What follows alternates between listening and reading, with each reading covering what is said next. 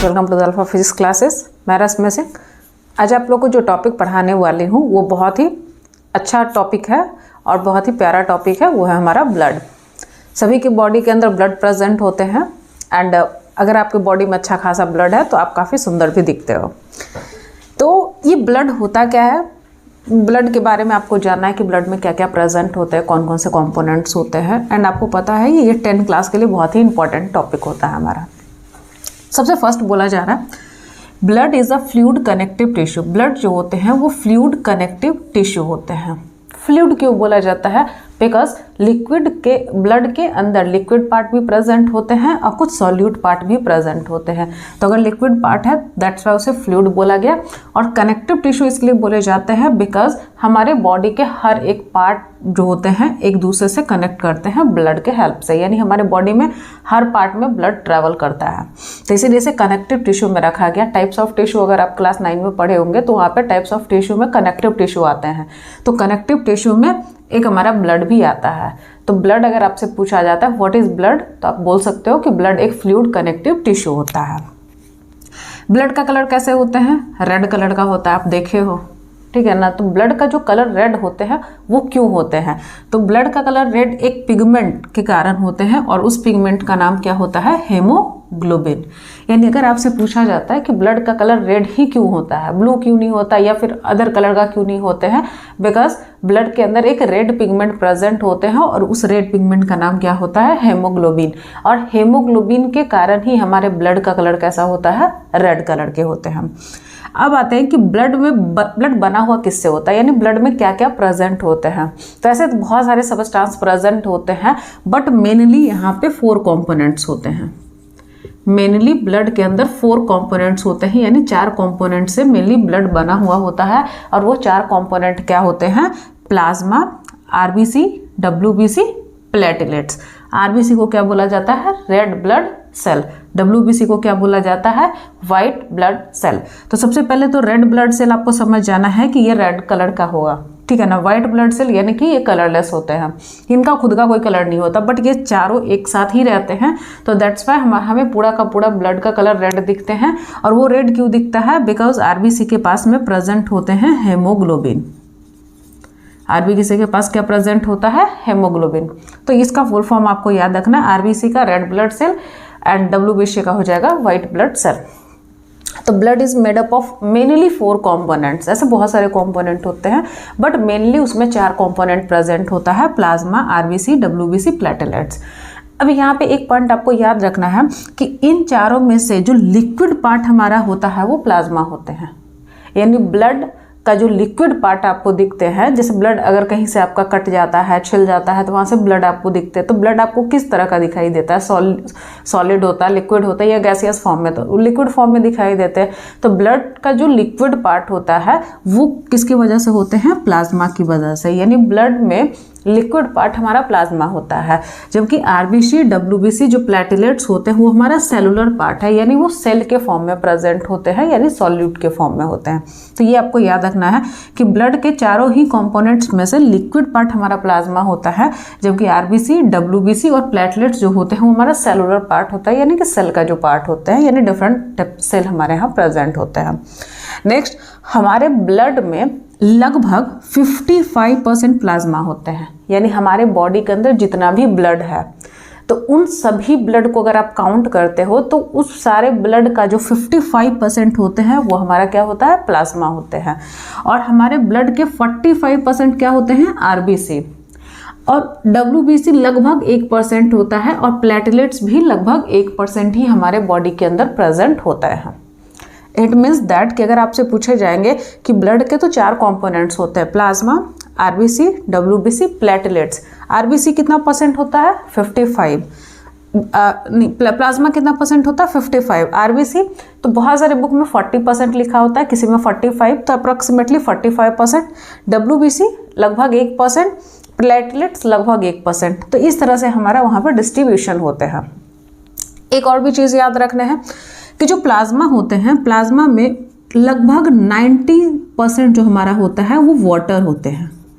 यानी कि ब्लड में हमारा 55% प्लाज्मा होते हैं, और उस पूरे प्लाज्मा में भी अगर लेते हैं तो प्लाज्मा का लगभग 90% जो पार्ट होते हैं वो हमारे वाटर ही होता है, यानी जो 10% पार्ट होते हैं उसमें अदर सबस्टेंस प्रेजेंट होते हैं, जैसे मैं यहाँ पर डिटेल आपको बता रही हूँ। सबसे फर्स्ट हम प्लाज्मा के बारे में स्टडी करेंगे। प्लाज्मा का कलर कैसा होता है, तो उनका खुद का कोई कलर नहीं होते हैं, वो कलरलेस होते हैं। ब्लड का जो लिक्विड पार्ट होता है उसको प्लाज्मा बोला जाता है। लगभग 55% हमारे ब्लड में प्लाज्मा प्रेजेंट होते हैं, और उस 55% में 90% हमारा क्या प्रेजेंट होता है, वाटर, और लगभग 10% में अदर कंपोनेंट्स प्रेजेंट होते हैं। और वो अदर कंपोनेंट क्या क्या हो सकता है, तो प्रोटीन होते हैं, डाइजेस्टेड फूड होता है, कॉमन सॉल्ट होते हैं, CO2 होता है, यूरिया होते हैं। तो ये सारे जो सबस्टेंस है ये हमारा प्लाज्मा पार्ट में एम्बेडेड होता है, यानी कि उसके अंदर ही रहते हैं। नेक्स्ट आता है RBC, WBC, प्लेटलेट्स। फिर ये तीनों कहाँ रहते हैं, तो ये भी प्लाज्मा के अंदर ही रहता है, यानी प्लाज्मा एक लिक्विड पोर्शन है, उसके अंदर RBC भी है, उसके अंदर WBC है, उसके अंदर प्लेटलेट्स भी हैं, और इनके अलावा protein, digested food, common salt, waste product जैसे CO2, यूरिया वगैरह भी उसमें प्रेजेंट होते हैं। तो ये आपको इतना यहाँ से समझना है। तो अभी मैं आपको सेकंड कंपोनेंट्स ऑफ ब्लड पढ़ाने वाली हूँ, जो है हमारा RBC। RBC का फुल फॉर्म क्या होता है, red blood cell. RBC is also known as erythrocytes. RBC को इरिथ्रोसाइट्स के भी नाम से जानते हैं। इरिथ्रो मीन्स क्या होता है, ये जो आपका लिखा हुआ है, इरिथ्रो मीन्स होता है रेड, और साइट्स मीन्स क्या होता है, सेल, यानी वैसा सेल जो रेड कलर का होते हैं उसे हम इरिथ्रोसाइट्स कहते हैं। तो कौन सा सेल रेड कलर का होता है, हमारा RBC। RBC ब्लड में कितना परसेंट होते हैं, तो लगभग 40 से 45%। RBC का कलर रेड क्यों होते हैं, बिकॉज उनके पास हेमोग्लोबिन होते हैं। बहुत ही इंपॉर्टेंट पार्ट है, आपको याद रखना है। जो इसमें सबसे ज़्यादा इंपॉर्टेंट है और जहाँ से सबसे ज़्यादा MCQs क्वेश्चंस आते हैं वो ये वाला पॉइंट है, थर्ड पॉइंट आपका, आप इसको मार्क करके ज़रूर रखना। RBC do not have nuclei, यानी कि RBC के पास में न्यूक्लियस नहीं होते हैं। क्योंकि अगर आप सेल चैप्टर पढ़े होंगे तो सेल चैप्टर में क्या बताए जाते हैं कि कोई भी जो हमारा सेल होते हैं उसके 3 फीचर्स होते हैं, यानी 3 फीचर ऑफ सेल होते हैं। तो 3 फीचर ऑफ सेल क्या होते हैं, तो पहला होता है कि उसके पास में सेल मेम्ब्रेन होना चाहिए, दूसरा क्या होता है कि उसके पास में प्रेजेंट होने चाहिए साइटोप्लाज्म, और तीसरा जो उनका होता है कि उनके पास में प्रेजेंट होने चाहिए न्यूक्लियस। अगर तीनों ही प्रेजेंट है तो हम उसे सेल कह देते हैं।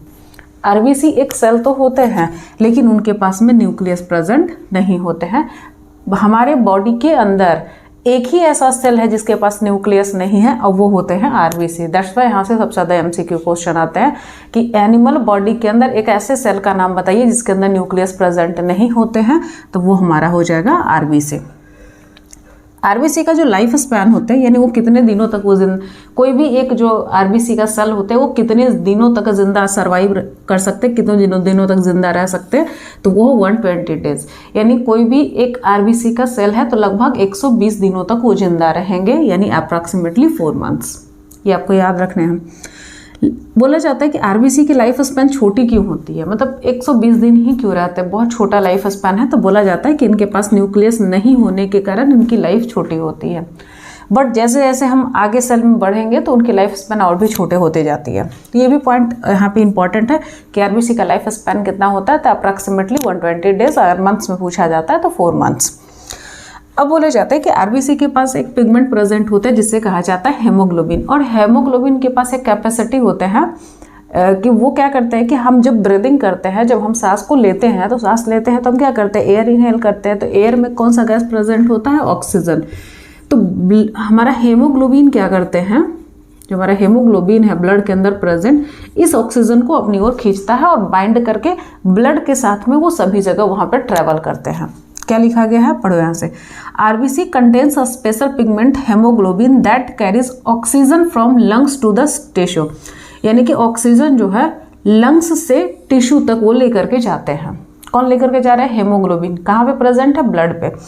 लंग्स से टिश्यू मतलब आपको पता है कि जब हम ब्रीदिंग करते हैं तो हमारा एयर कहाँ पे जाता है, लंग्स में, और लंग्स में एक पार्ट प्रेजेंट होते हैं जिसे हम क्या कहते हैं, अल्वोलियाई, और अल्वोलियाई से ही हमारा जो ऑक्सीजन है वो कहाँ पे जाता है, ब्लड वेसल्स में, यानी ब्लड वेसल्स के अंदर जो प्रेजेंट ब्लड होते हैं वहाँ पे, और फिर उस ब्लड के हेल्प से हमारे सभी बॉडी के अंदर जितने भी प्रेजेंट टिश्यूज होते हैं वहाँ तक पहुँचते हैं। तो हेमोग्लोबिन का काम क्या होता है कि ऑक्सीजन को कैरी करना, कहाँ से कहाँ कैरी करना, लंग्स से टिश्यूज़ तक। डिफरेंट टिश्यू के पास हमारा ऑक्सीजन पहुंचेंगे और वहाँ पे उसको एनर्जी में कन्वर्ट करके वो एनर्जी यूज़ करेगा। दूसरा, अब आप जानते हो कि एनिमल्स क्या करते हैं, तो एनिमल्स ऑक्सीजन इनटेक करता है, CO2 को बाहर निकालते हैं। एनिमल्स क्या करता है, ऑक्सीजन लेता है और CO2 को बाहर निकालते हैं। तो CO2 बाहर निकलते हैं तो वो भी क्या होता है कि जैसे आप समझो ये कि आप ब्रीदिंग किए, आपने सांस लिया, जैसे ही सांस लिए तो आपका ऑक्सीजन आपके बॉडी के अंदर आया, ब्रीदिंग करके वो ऑक्सीजन हमारा कहाँ जाएगा, लंग्स में। तो लंग्स में जो प्रेजेंट हमारा ऑक्सीजन है वो अल्वोलियाई के हेल्प से ब्लड वेसल्स में गया।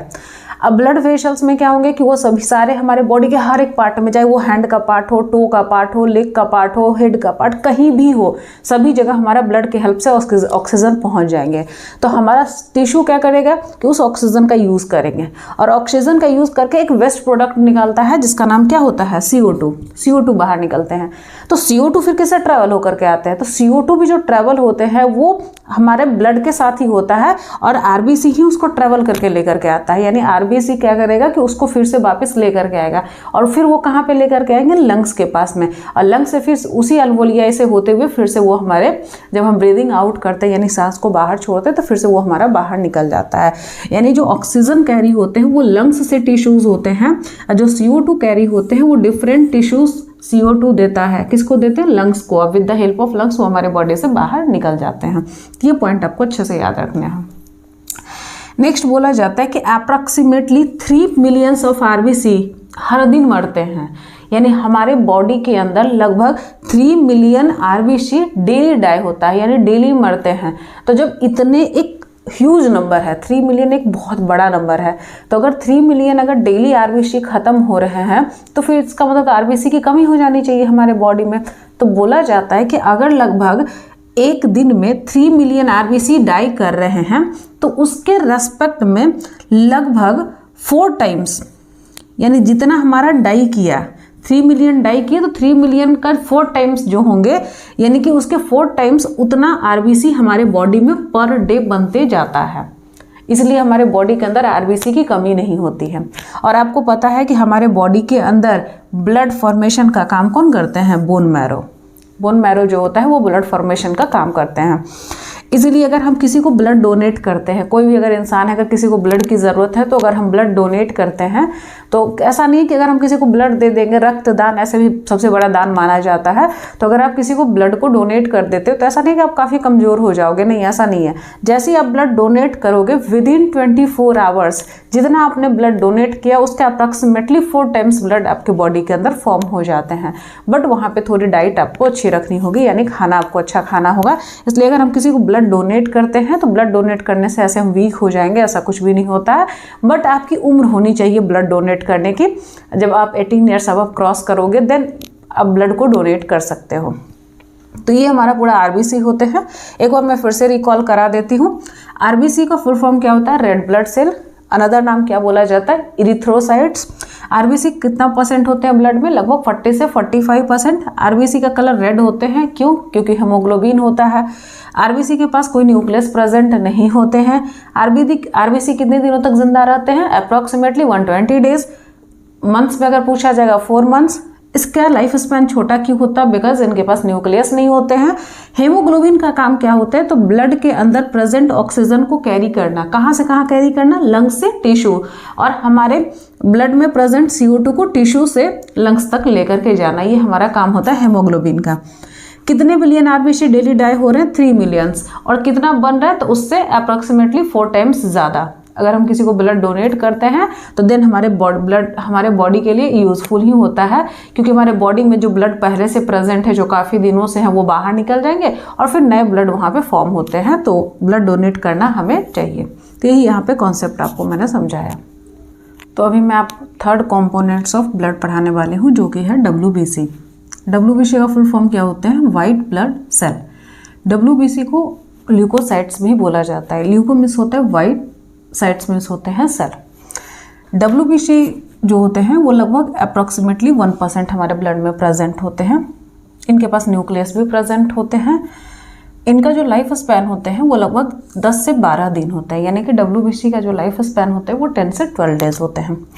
WBC का फंक्शन क्या है, तो WBC का फंक्शन होते हैं, एक तरह से आप कह सकते हो इम्यूनिटी प्रोवाइड करना, इम्यूनिटी प्रोवाइड करना।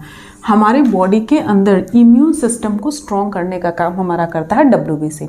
यानी जो हमारे बॉडी के अंदर जो बीमारियां होती है उस बीमारी को लड़ने की क्षमता आपको WBC देता है।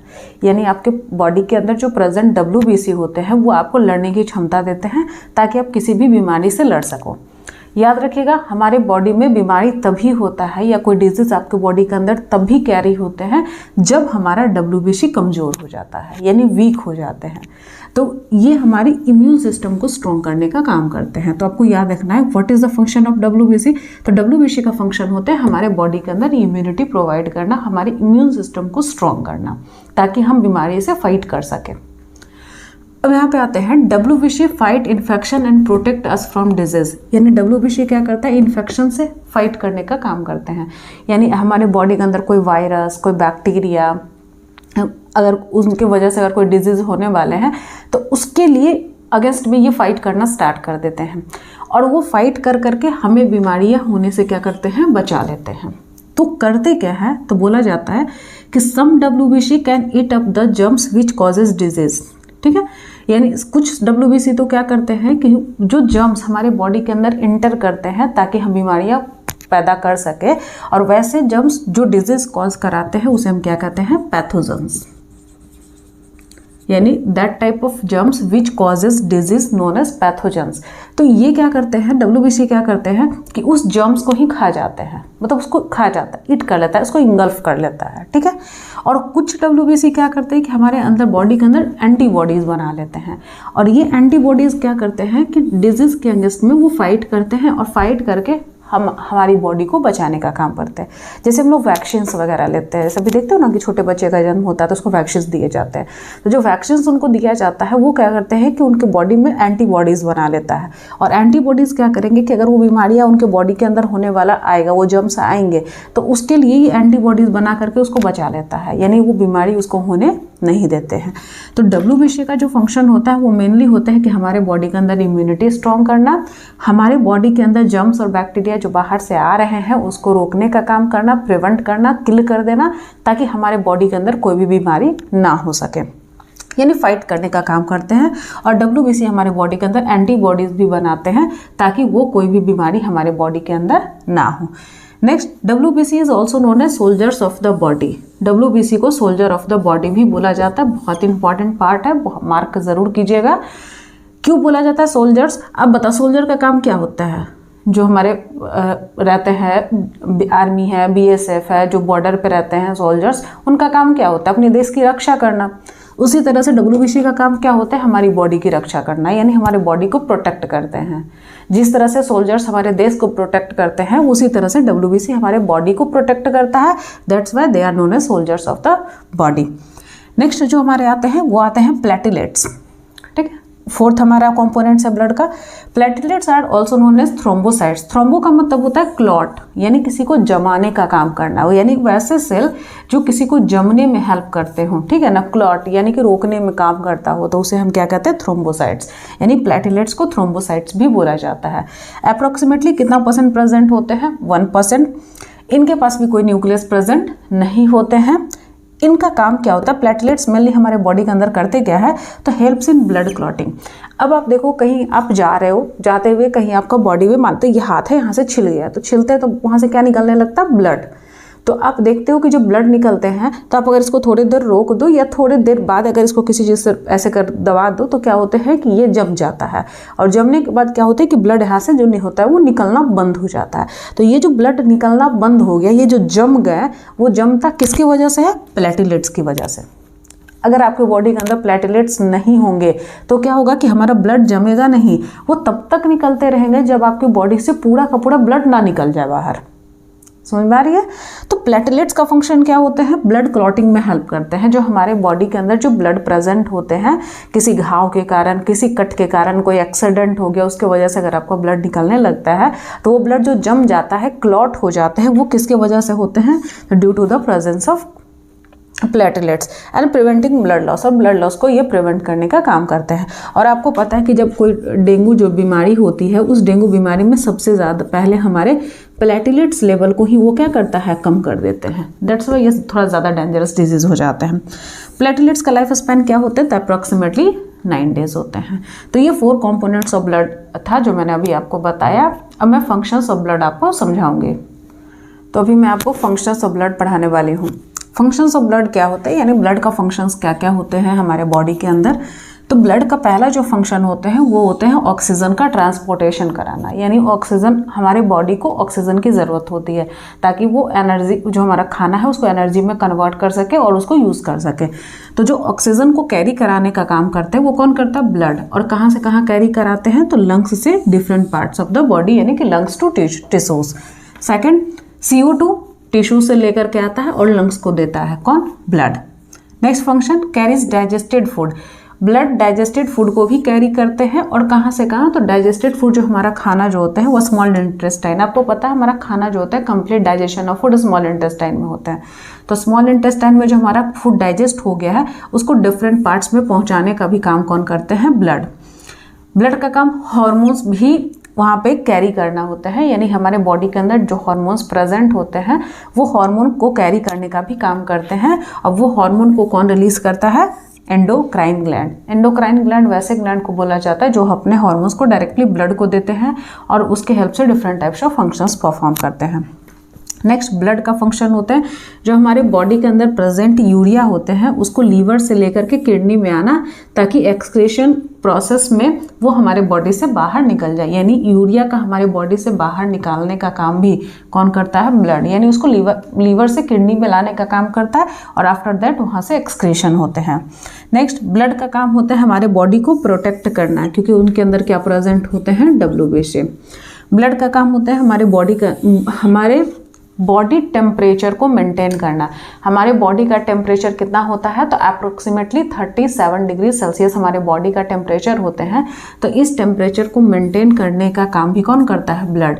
यानी ब्लड के डिफरेंट टाइप्स ऑफ फंक्शंस होते हैं, और यहाँ से बहुत बार क्वेश्चंस आते हैं कि what is the functions of blood. Blood के फंक्शंस क्या क्या होते हैं, तो अब बताओ। तो ब्लड का फंक्शन होता है ऑक्सीजन कैरी कराना, ब्लड का फंक्शन होता है CO2 कैरी कराना, ब्लड का फंक्शन होता है डाइजेस्टेड फूड कैरी कराना, ब्लड का फंक्शन होता है हार्मोन्स कैरी कराना, ब्लड का फंक्शन होता है बेस्ट प्रोडक्ट लाइक यूरिया वहाँ पे कैरी करना, ब्लड का फंक्शंस होते हैं हमारे बॉडी को प्रोटेक्ट करना, ब्लड का फंक्शंस होता है हमारे बॉडी टेम्परेचर को मेंटेन करना।